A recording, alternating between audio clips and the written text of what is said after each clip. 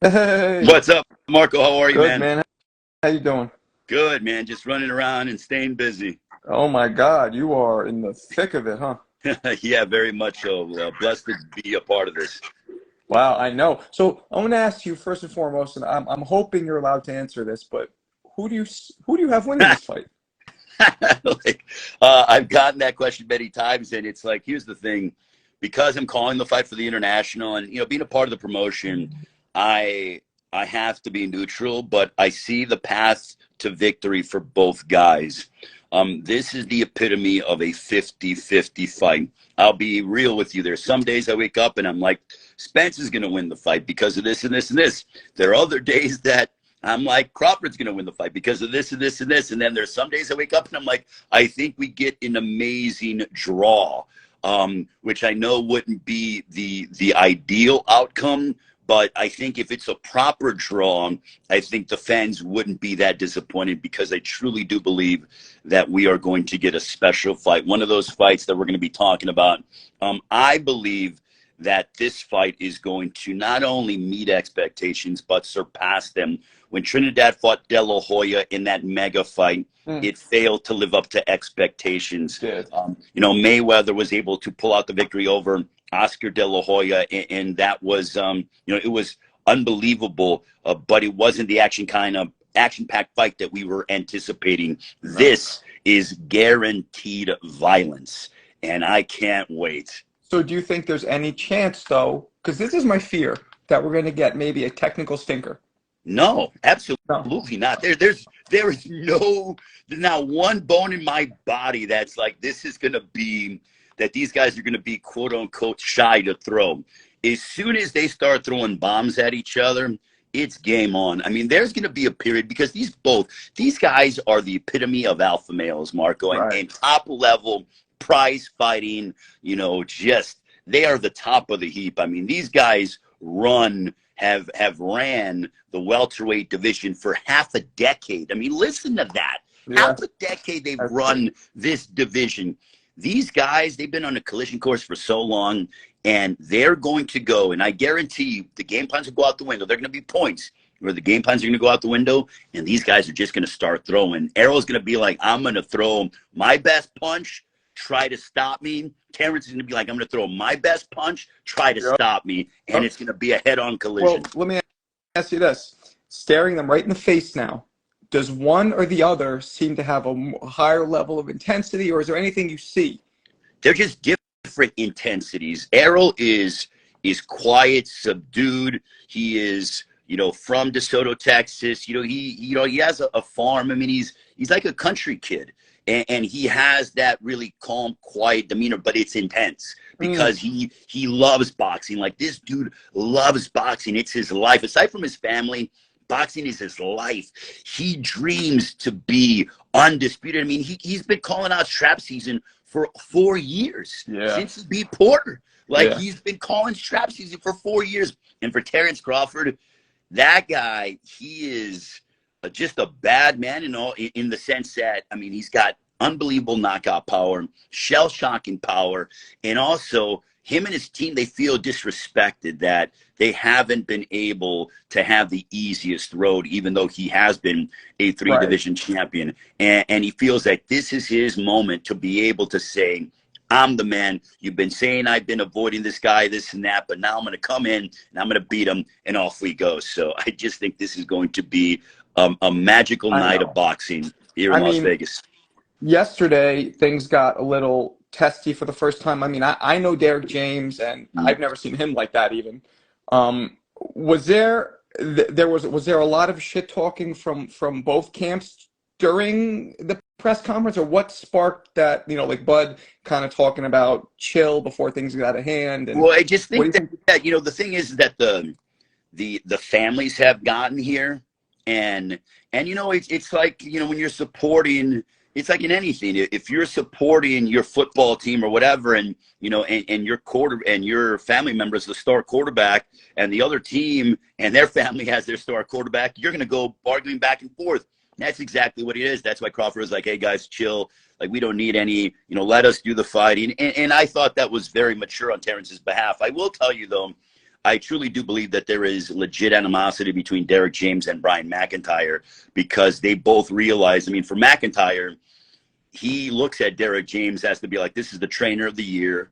I mean, look at everybody in his stable. Whereas, and I from what Derrick has said, is that, you know, he hasn't heard flattering things come from McIntyre. So Derrick took offense to that. And Derrick is a man's man. And he's like, look, if you're going to go ahead and say some unflattering things about me, I'm going to call you on that in front of the world. I'm not going to, you know, go behind closed doors. If I have something to say to you, I'm going to say that to you. So I think there is extra added motivation for also the trainers involved in this matchup. So let me ask you this, and there's a reason for me asking. How tall are you? About 6 foot, maybe 5'11", 6 foot. Okay, so Spence seemed to be about 2 inches shorter than you. Yeah. Is that about?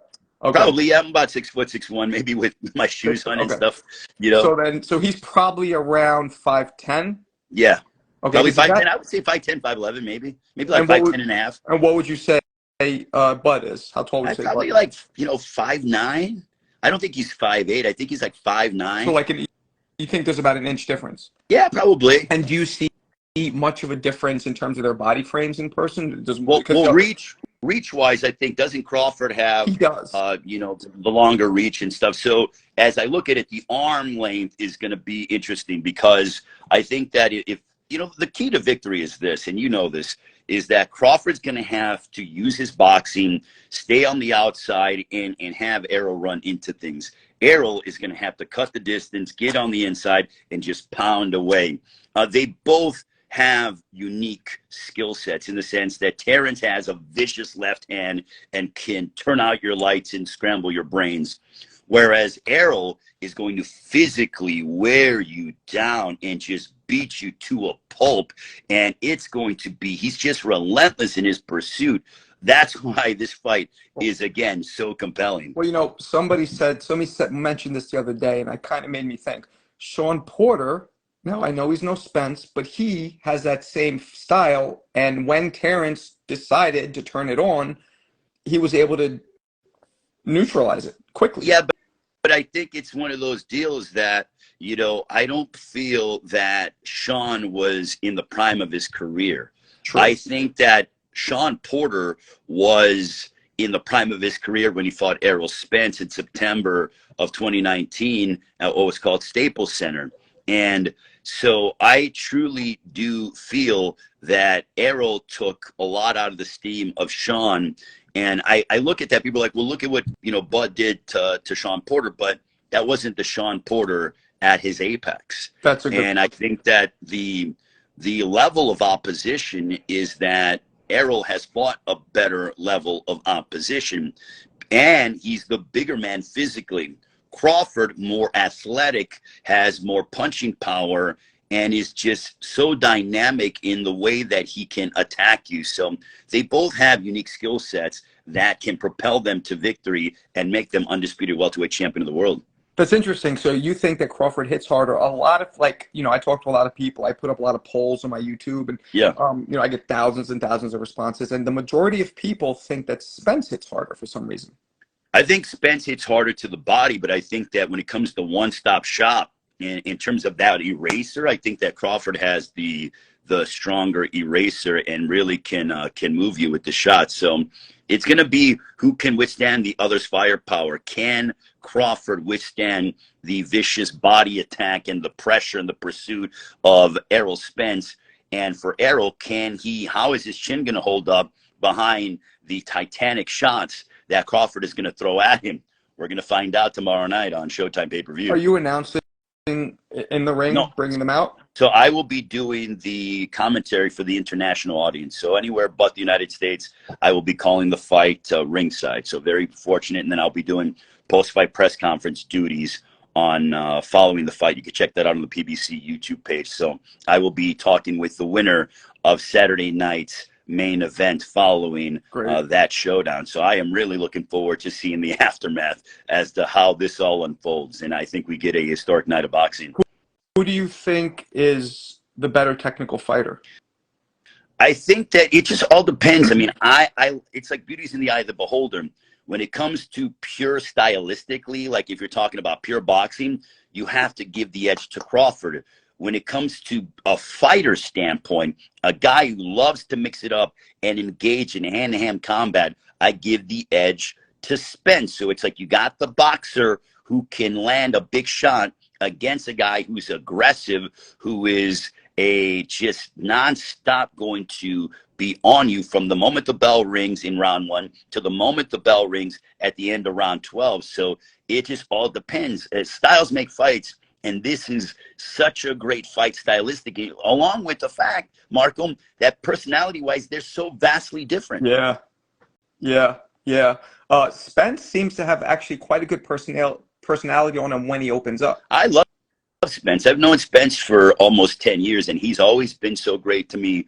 A very nice guy, just so down to earth. And, you know, I know his father, I know Derrick and that entire team. They are such a privilege to be around, and they are the consummate professionals. I think they are just wonderful people. And also Terence has been really, really good to me. I mean, this is my first fight working with Terence Crawford and being around him and you know, Brian McIntyre's been nice to me, and, you know, Julie Goldsticker's PR person is amazing. So I think that, you know, they're both guys that are family men. They're both guys who want to be the top guys in the division. And, you know, we're getting 2 sportsmen that are going to go at it and put it all on the line. But I will tell you, Marco, that these guys are not going to be the same after this fight on Saturday. It's going to be vicious. Yeah. And I think that they're going to leave a piece of themselves in the ring. So let's enjoy this, because I don't think that either guy will be at their prime after this fight because of the physical toll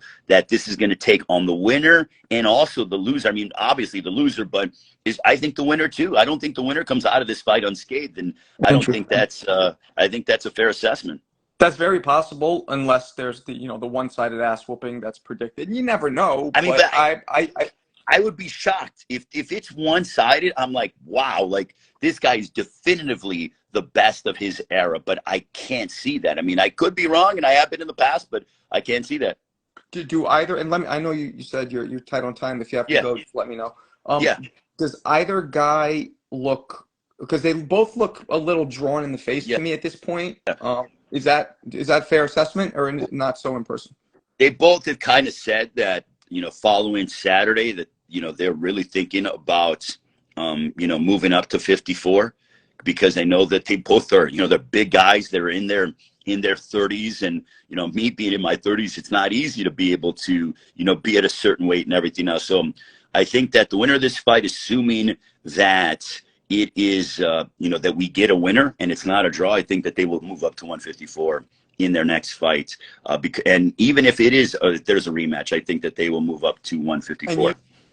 And they both in person seem about the same frame, or just? No, Errol's bigger. Errol's bigger physically. Yeah, he's the bigger man. Errol is the bigger man. But again, Crawford, I would say that Errol's the bigger man. Crawford's the more athletic fighter. Right. So. But by bigger, we're talking. I'm talking about like his neck and just his frame. Okay. He's just a bigger man physically than Crawford, because Errol's been at welterweight his entire career. Terence is coming up from 35. I mean, 35, 40. He's been at 47 for 5 years, but still, you know, his body frame was that at 35 when he won his first world title. So your body frame, and Errol has been at 147 for over 10 years. So just goes to show you, you know, the difference. So yeah. But Marco, I got to go, my man. I apologize, but thank you so much for the time, man. I'm going to go and head to the weigh-in and get ready to rock and roll, man. And appreciate the time, and, you know, hope to join you again soon, man. Always appreciate it. Let's try and talk after the fight. I appreciate it, man, and you're doing a great job, by the way. Thank you, brother. Appreciate it, man. Hello to everybody and all your fans out there. Later, bro. Take care, man. Take care.